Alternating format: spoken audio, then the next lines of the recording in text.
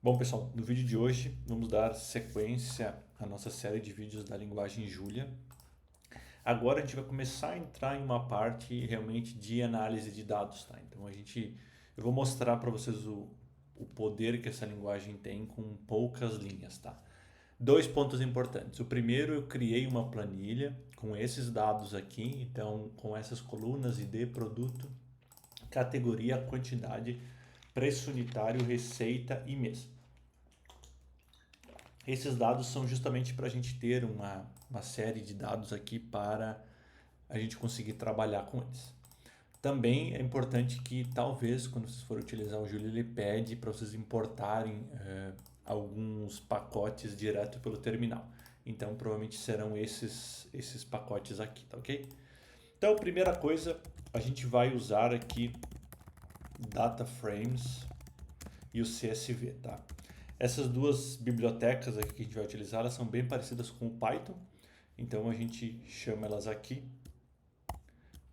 para utilizar, tá? E aí a primeira coisa que a gente faz é a gente já vai ler um arquivo CSV. Então, dados csv.read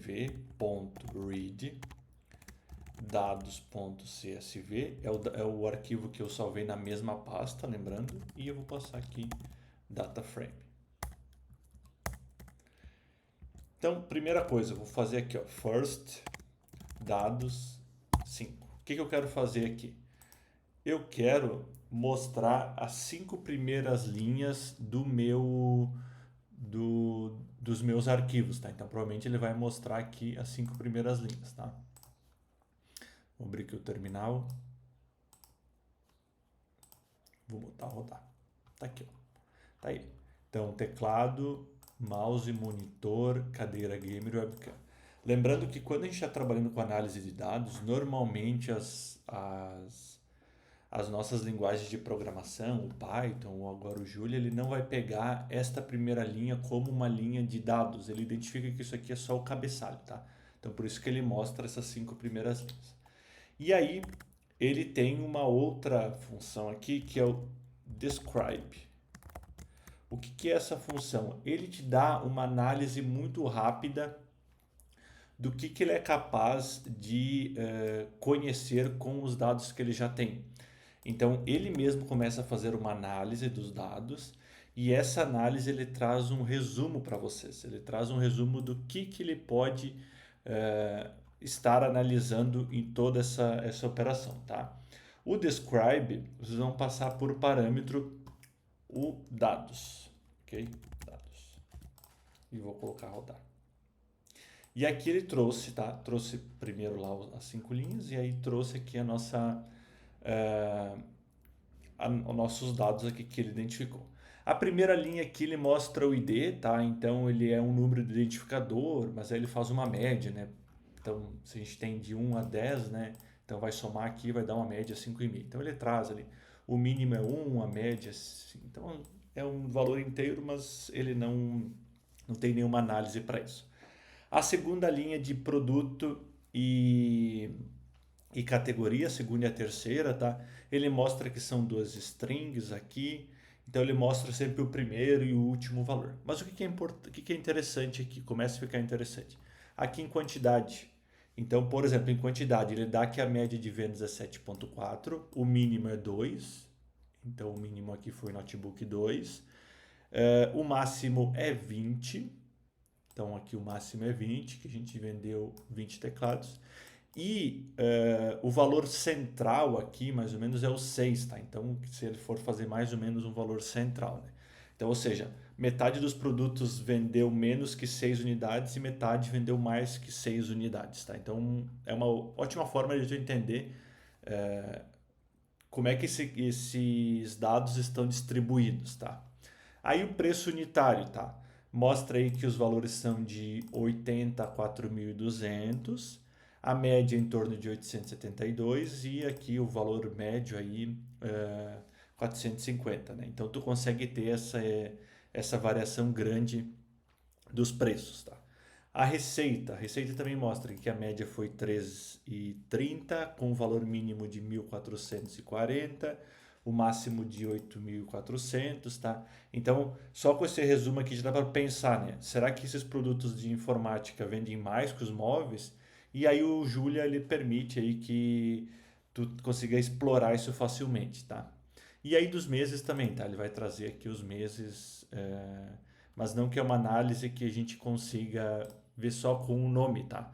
Mas a gente pode trabalhar, por exemplo, agrupando por mês, o que vai ser ótimo aí para análise temporal. Então, por exemplo, qual mês vendeu mais, qual teve mais receita, tá ok? E aí a gente vai fazer um outro exemplo que é para entender um pouco esses dados, como a gente pode visualizar esses dados, tá bom?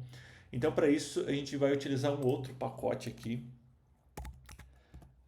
chamado statsplots, tá? Plots, que é uma biblioteca para visualização de dados, tá? Então, vocês vão perceber o quanto é poderosa essa ferramenta, tá? Então, aqui a gente vai criar dois vetores, tá? De 1 a 10. E vamos botar aqui um y range 10. 10 ponto vezes 10. Então aqui eu criei dois vetores, um simples x, que vai de 1 até 10, e o y que contém 10 valores aleatórios, aí de 0 a 10. É só para ter um exemplo do que a gente pode mostrar aí com o Julia, como plotar realmente esses dados, tá? E aí vamos criar aqui, então, o nosso gráfico de dispersão, tá? Então, data frame, onde o x vai ser o x, o y vai ser o y, plot, dois pontos x, dois pontos y, e aí vamos começar a colocar os dados aqui. Series type. Então vamos colocar qual que é o modelo que a gente quer. Vamos botar um título, né? Opa. Exemplo de gráfico em Julia. X-label. Eixo X. Y-label. Eixo Y. E a gente vai deixar sem a legenda. Falso, tá? Então aqui o que é interessante é que em uma única linha a gente pode gerar um gráfico de dispersão, tá? Então quando a gente usa aqui o @df, quer dizer que o Julia está usando o data frame e o plot define quais são as colunas que vão para x, para y, e aí eu vou poder personalizar isso, tá? E o resultado vocês vão perceber que é um gráfico simples, mas totalmente personalizado e rápido. Então se eu colocar rodar aqui, vocês vão perceber que a gente consegue ter suporte para... Deu um erro. Qual que foi o erro que deu? Deixa eu só ver se foi aqui o erro. Que aí eu consigo identificar mais rápido. Tá bom, vou botar de volta aqui. Vou colocar executar, tá aí. Tá aqui o meu gráfico de dispersão. Então lembrando que são dados aleatórios, mas que poderia muito bem a gente ter pegado aí direto dos nossos dados da planilha.